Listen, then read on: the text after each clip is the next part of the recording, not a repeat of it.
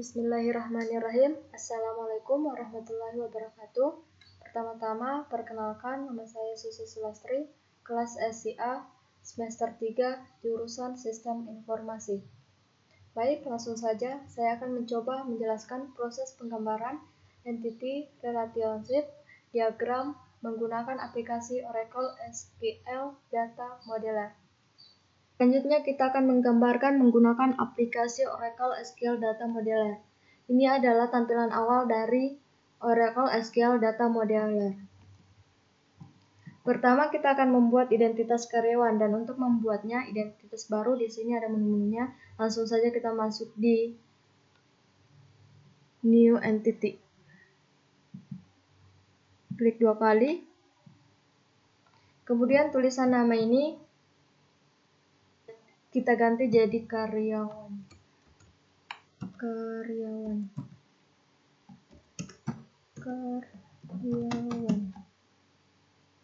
Selanjutnya kita perlu menambahkan atribut dari entitas karyawan ini.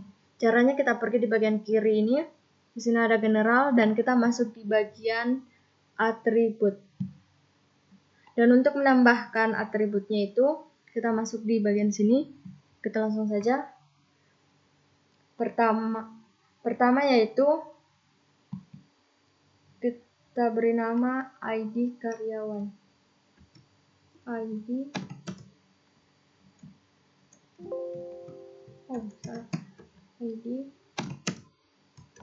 karyawan. Ini sifatnya primary. Kemudian kita tambahkan lagi yang kedua, nama karyawan. Nama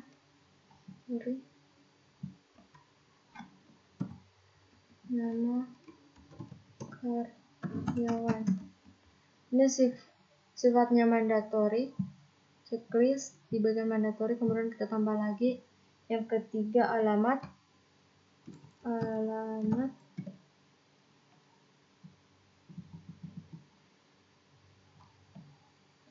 Alamat yang sifatnya opsional. Jadi di sini kita tidak perlu menceklis.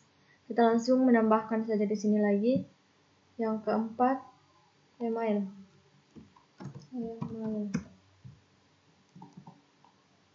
Yaitu mandatory. Kemudian kita tambahkan lagi yang kelima, tanggal masuk.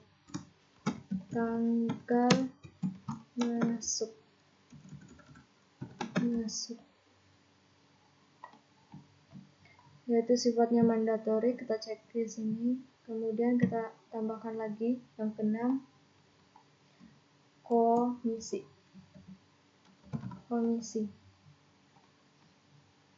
Sifatnya opsional, jadi kita tidak perlu juga menceklis bagian sini.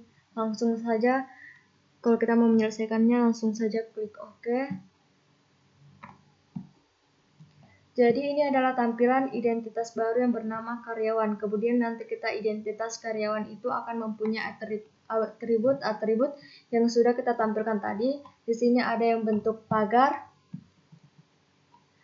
Pagar merupakan unit identifier.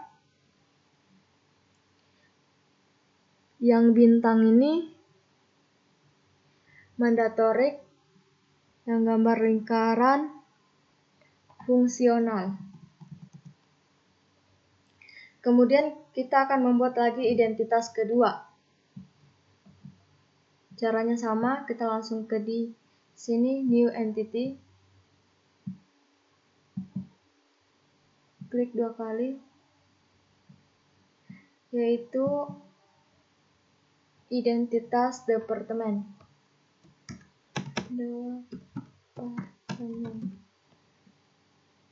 Dan untuk menambahkan atributnya kita langsung masuk ke sini. Seperti tadi, kita menambahkan ID pekerjaan.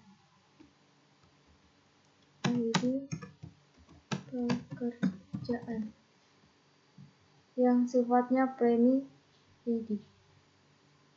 Kita pilih premi, checklist. Kemudian kita tambahkan lagi yang kedua, nama pekerjaan.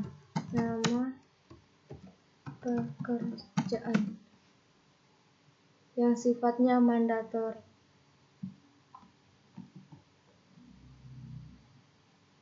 Kemudian kita oke.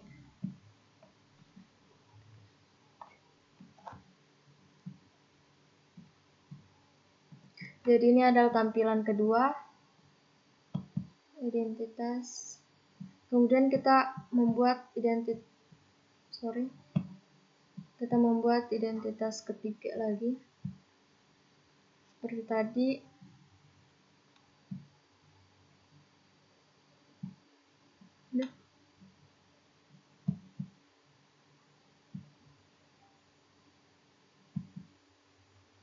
Identitas ketiga yaitu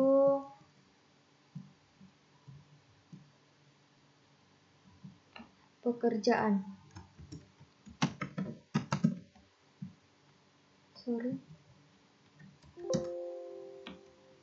Pekerjaan. Kemudian atributnya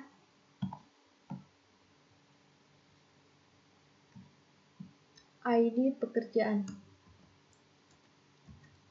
ID pekerjaan. Sifatnya primary, kita checklist, kemudian kita tambahkan lagi nama pekerjaan. Nama pekerjaan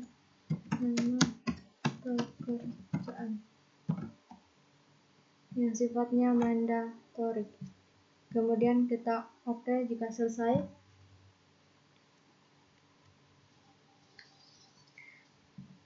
Ini pekerjaan ketiga. Kemudian kita membuat identitas ketiga lagi. Sama seperti tadi.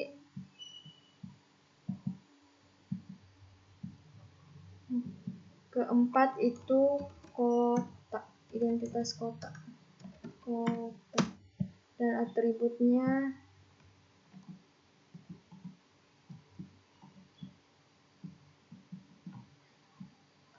kita tambahkan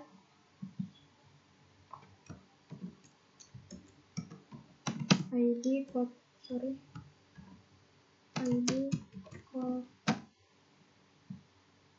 yang sifatnya primary, checklist, kemudian kita tambahkan lagi nama kota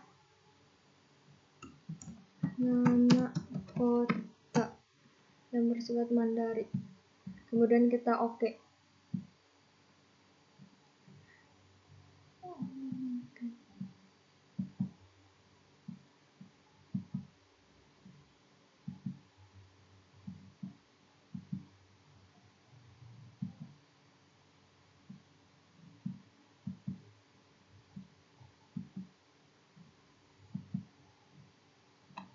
Jadi sekarang kita sudah memiliki 4 entitas, yaitu karyawan, departemen, pekerjaan, dan terakhir kota.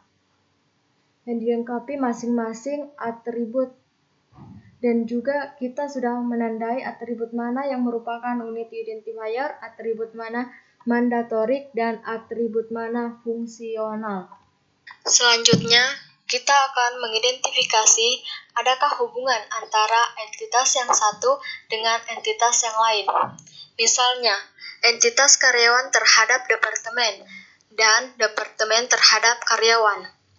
Jadi, setiap karyawan bekerja pada departemen, kemudian setiap departemen mempunyai karyawan. Jadi, di sini selalunya dua arah, karyawan ke departemen dan departemen ke karyawan. Di sini diwarnai juga dengan warna yang sama, kemudian karyawan terhadap pekerjaan, dan pekerjaan terhadap karyawan. Karyawan itu ditugasi pekerjaan, kemudian pekerjaan itu dilakukan oleh karyawan. Kemudian pekerjaan terhadap kota. Pekerjaan itu akan berlokasi di kota tertentu. Kemudian, kota itu nantinya akan terdapat beberapa pekerjaan. Sedangkan di sini kita melihat ada identitas karyawan yang mempunyai hubungan dengan entitas karyawan itu sendiri. Karena kebutuhan perusahaan itu perlu mengetahui siapa manajer atau misalnya siapa karyawan yang menjadi manajer yang karyawan tersebut memimpin karyawan siapa saja. Ini adalah hubungan antara masing-masing identitas. Selanjutnya, kita akan mengidentifikasi optionalitas dan kardinalitas. Karena tadi kita sudah dapatkan hubungan masing-masing entitas, kemudian kita akan tentukan optionalitas dan kardinalitas. Misalnya, yang pertama, antara identitas karyawan dengan departemen. Karyawan bekerja pada departemen, dan departemen mempunyai karyawan. Setiap karyawan, jadi optionalitasnya harus bekerja pada satu dan hanya satu departemen. Jadi, aturan ini tidak ada yang bekerja di lebih dari satu departemen. Kemudian, di setiap departemen itu harus mempunyai satu atau banyak karyawan. Berarti, kalau kita lihat hubungan antara departemen dengan karyawan, ini merupakan jenis resensif yang one to many, satu ke banyak. Nah, di sini saya akan menggambarkan relasi antara departemen karyawan menggunakan Oracle. Di sini ada menu relasinya. Ini menu many to many, ini one to many, satu ke banyak. Ini juga satu ke banyak, tapi yang identifier dengan shift ini relasi satu ke satu. Jadi, di sini kita memilih satu ke banyak. Baik, kemudian klik di departemen ke entitas karyawan. Kemudian, di sini kita menambahkan nama relasinya. Karyawan kita isi bekerja pada, sedangkan departemen kita isi mempunyai. Kemudian kita hapus tanda checklist ini agar garisnya tidak terputus. Kemudian kita apply dan oke.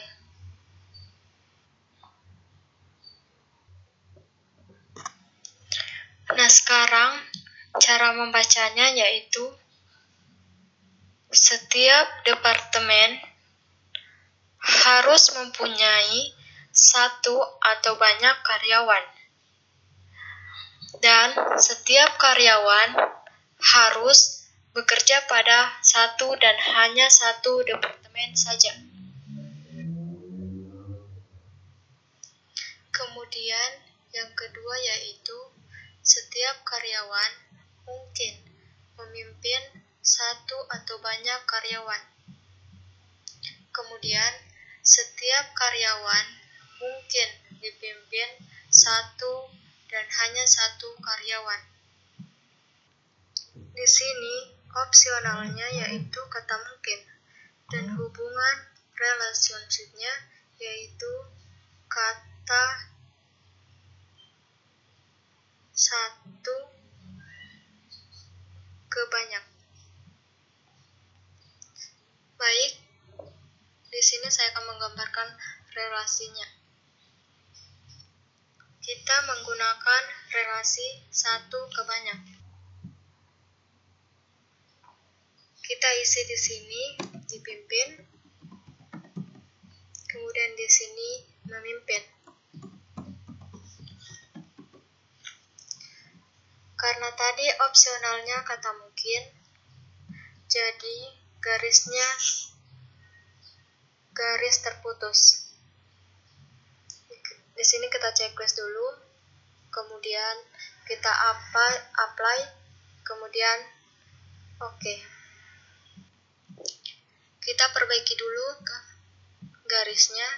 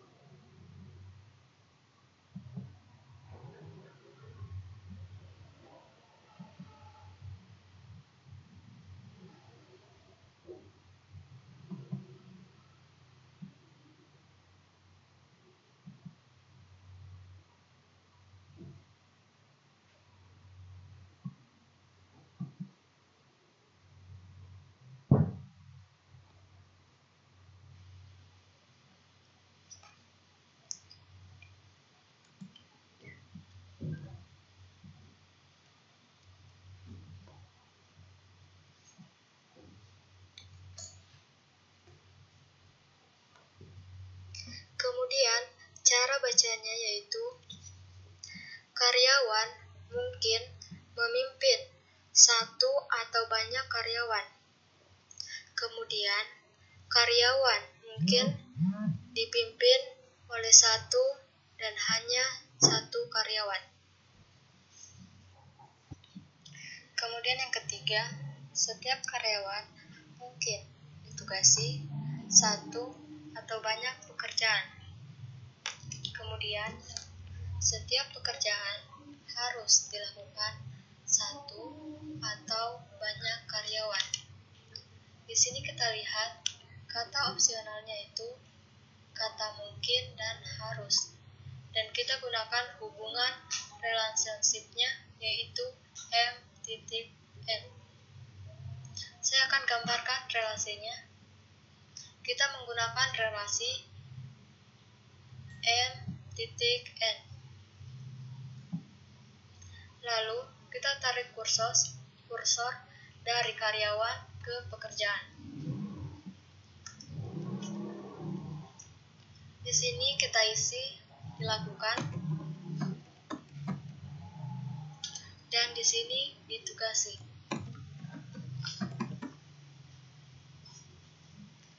Karena tadi opsionalnya kata mungkin harus, jadi garisnya terputus dan tidak terputus. Kemudian cara bacanya yaitu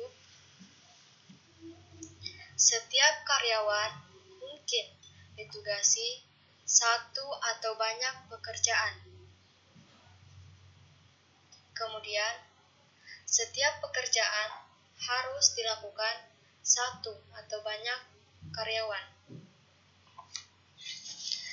Keempat, setiap pekerjaan harus berlokasi satu dan hanya satu kota. Kemudian, setiap kota mungkin terdapat satu atau banyak pekerjaan. Di sini kata opsionalnya yaitu harus dan mungkin.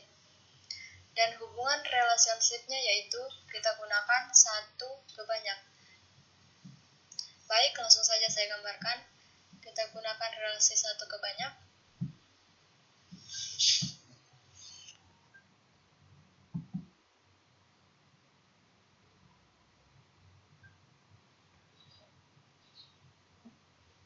Di sini kita isi terdapat dan di sini berlokasi.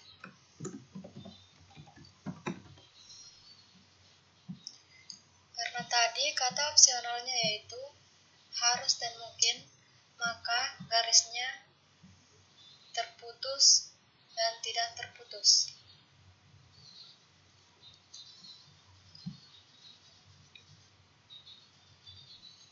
Kemudian cara bacanya yaitu setiap pekerjaan harus berlokasi satu dan hanya satu kota.